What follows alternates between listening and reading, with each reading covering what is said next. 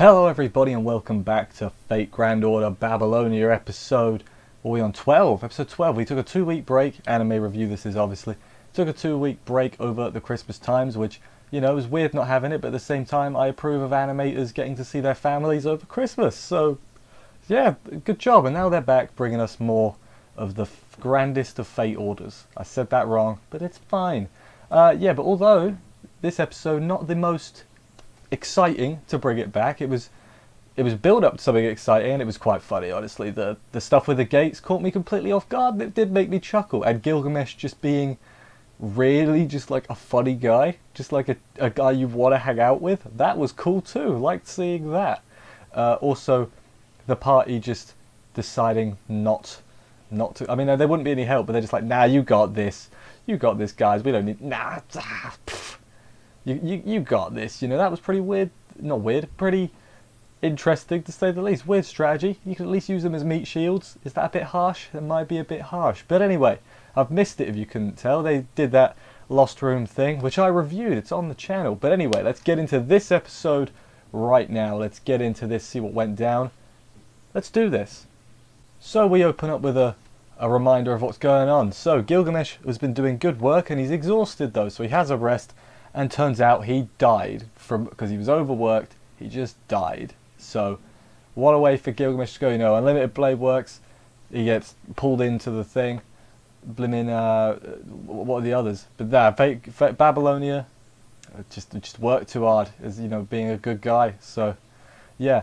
Before that though, we got a new opening. I mean, it was new. The animation was new, and it was the second chorus of the song, but it was the same, not second chorus, second verse of the song. Same song, but just further on in the song, you see? Science. Not too much to say about it. It was fine. I'm not sure if I like this one or the old one more. I'm sure we'll wait. It's been 1 week. Usually I'm like, nah, the old one was better. And then a few weeks down the line, I'm like, love this one. It's a bit different when it's the same song though. But anyway, new opening. You know, fine, they were like fighting inside some mysterious space. I don't know what that means. But back to Gilgamesh being dead, right? We don't see the corpse because I guess they decided that might be a bit morbid. And also, why would you leave the corpse just on the throne? That would be a bit weird. They didn't do that, no, they moved it like sensible people. Merlin is completely shook by this news. He is like, there's absolutely no way this could happen. I don't know whether that's because he knows things and he's like, Gilgamesh can't die here. That makes no sense. But not Merlin, the other one, Dr. Roman, shares his opinion basically. Like if overwork would have killed him, it would have killed him a long time ago. And it's like, you know what?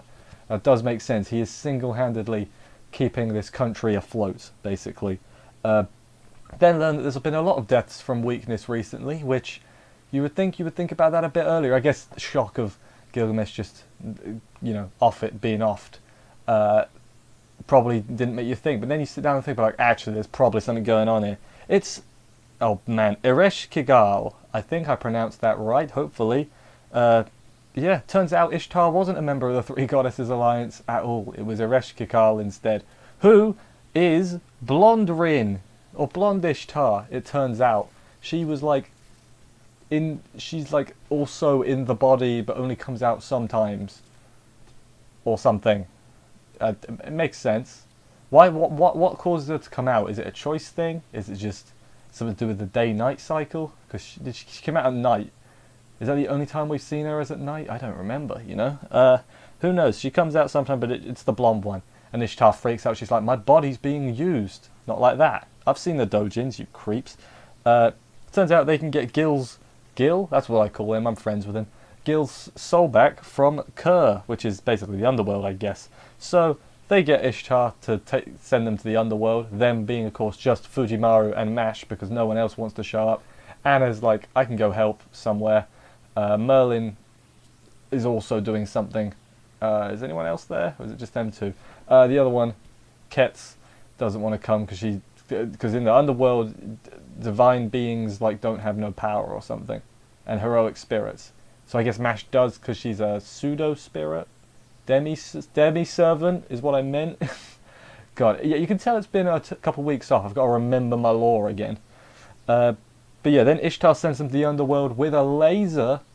It turns out the underworld is connected. It's just underneath. It's just underground. It's in the subways. as I was just saying, all the areas are linked. So I guess you got like the heavens, the earth, the underworld. They're all like accessible from each other. I guess they're not like alternate dimensions, which, you know, it's kind of weird. I mean, I don't think it's as simple as under the ground. That's the underworld. I don't think it's quite that simple. It's probably like some special magic voodoo stuff. I don't know. But yeah, then they explore the underworld a bit. There's neat paths and everything, you know. So at least there's, you know, a decent road company in the underworld. There's a bunch of caged human souls because Ereshkigal's favourite souls get caged up for her to play with, I guess, which is a bit weird. Just imagine Blonde Reen doing that. Now it's extra weird. Ishtar knows loads about the underworld because she's been here before and she got stripped naked and stabbed a lot with spears last time she was here, so don't pick fights with Ereshkigal. That'll happen. Not good. They get to a locked gate. It's like a question gate. It's like, answer the question, and it says it will test whether your soul is good and evil. So what do you think the gate asked, right? It was probably like, you know, you see a man on the street, what do you do, or something, I don't know. But no, the question was, who's more beautiful, Ereshkigal or Ishtar? And it's like, that caught me off guard. It did make me laugh when, obviously, Ishtar strongly suggest Fujimaru say her, and he does, and then she gets electrocuted, which, it's not her fault. I mean, it was her fault, but you know what I'm saying? And then he's like, fine, I'll say Ereshkigal, and got to go through, because that was pretty funny. It got me. I just didn't see it coming, because it's like, oh, super serious, it'll test your soul, and then it was like, nah, and like, she goes like, back up, like through the gate. It was really funny, the spooky ghost voice, just being like, super petty and jealous, like, what's going on? Is Ereshkigal just... Does she want to... Is the Fujimaru harem charm power, EX skill, is it working? Is that what's happening here? We're going to get the Skelly Girl. Skelly Girl? We'll go with that. Skelly Girl on side. But anyway, yeah, then after that, Ishtar is small now, after they get through 6 gates. Bit gutted that we didn't get to see all of them, to be honest, but, you know, it's just me. It probably is a good call, them skipping them all, but I think it would. I would have liked that, you know. Ishtar's really small now. She's riding Fu like a dragon or a horse. Probably should have gone with a horse actually. Dragons are cooler, you know.